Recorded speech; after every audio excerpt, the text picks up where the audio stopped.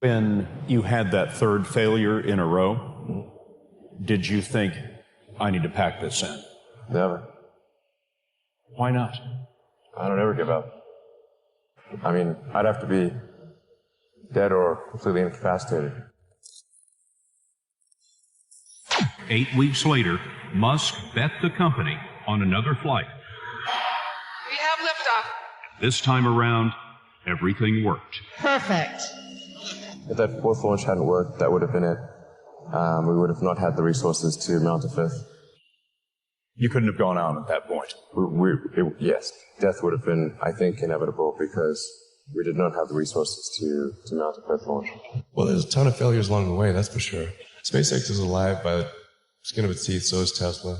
For SpaceX, the first 3 launches failed, and we're just barely able to scrape together enough parts and money to do the fourth launch. If that fourth launch had failed, we would have been dead. So multiple failures along the way. I tried very hard to get the right expertise in for SpaceX. I tried hard to find a great chief engineer for the rocket, but the good chief engineers wouldn't join, and the bad ones, well, there was no point in hiring them. So I ended up being chief engineer of the rocket. So if I could have found somebody better, then we would have maybe had less than 3 failures. When I was a kid, I was wondering kind of what's the meaning of life? Like, why are we here? What's it all about? And I came to the conclusion that what really matters is trying to understand the right questions to ask.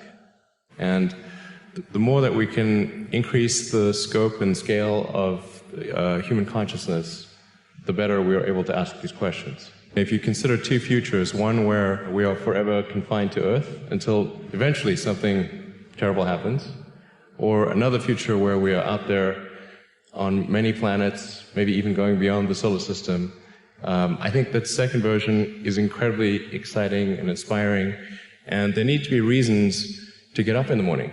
You know, life can't just be about solving problems. Otherwise, what's the point? There's got to be things that people find inspiring and make life worth living. Somebody is doing something that is useful to the rest of society. I think that's a good thing. Like, it doesn't have to change the world. Like, you know, if you're doing something that has high value to people, and frankly, even if it's something, if it's like just a little game, or, you know, some improvement in photo sharing or something, if it has a small amount of good for a large number of people, I think that's fine. Like, stuff doesn't need to be changed the world just to be good. Whatever this thing is that you're trying to create, what would be the utility delta compared to the current state of the art times how many people it would affect?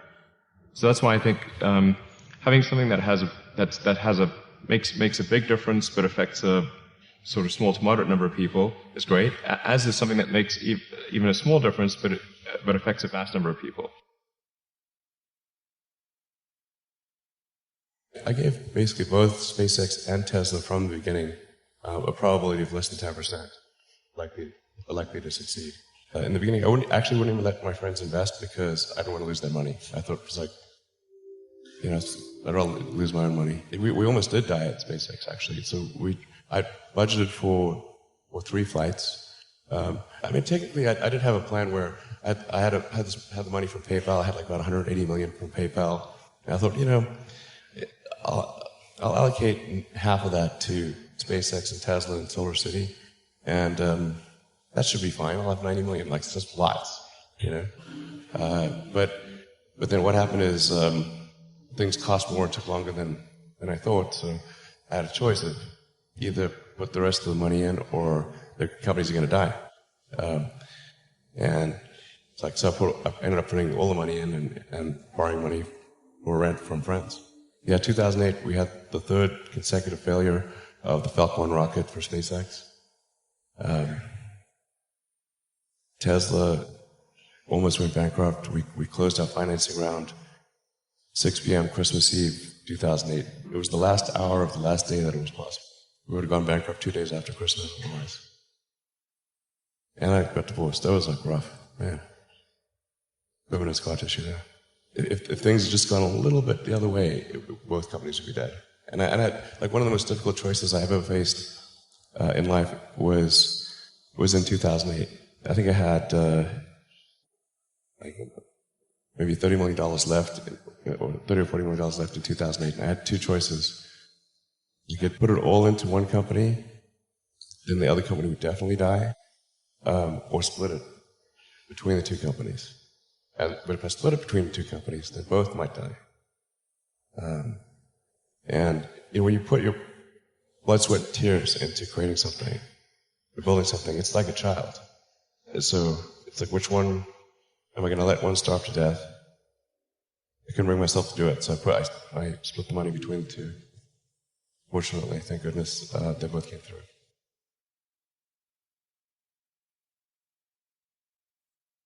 I feel fear quite strongly, but if what we're doing is what I'm doing is I think is important enough, then I just override the fear. Mm-hmm. So, but it's not as though I feel like more strongly than I would like. If the stakes are high, if it's really important, then I will overcome the fear and just do it anyway. Failure is not a big stigma. So it's like if you try hard and it doesn't work out, that's okay. Like you can learn from that and do another company, and it's not a big deal. There are people who've been in the rocketry business for decades who say about you that you don't know what you don't know. Well, I suppose that's true of anyone. How can anyone know what they don't know? Critics say you can't do this. Your answer to them is, we've done it. There are American heroes who don't like this idea. Neil Armstrong, Gene Cernan have both testified against commercial spaceflight in the way that you're developing it, and I wonder what you think of that. I was very sad to see that, because those guys are, those guys are heroes of mine, so it's really tough. I wish they would come and visit and see the hardware that we're doing here. And I think that would change their mind. They inspired you to do this, didn't they? Yes. And to see them casting stones in your direction. It's difficult. Did you expect them to cheer you on? So they're hoping they would. What are you trying to prove to them? What I'm trying to do is to make a significant difference in spaceflight and help make spaceflight accessible to almost anyone. And I would hope for as much support in that direction as we can receive.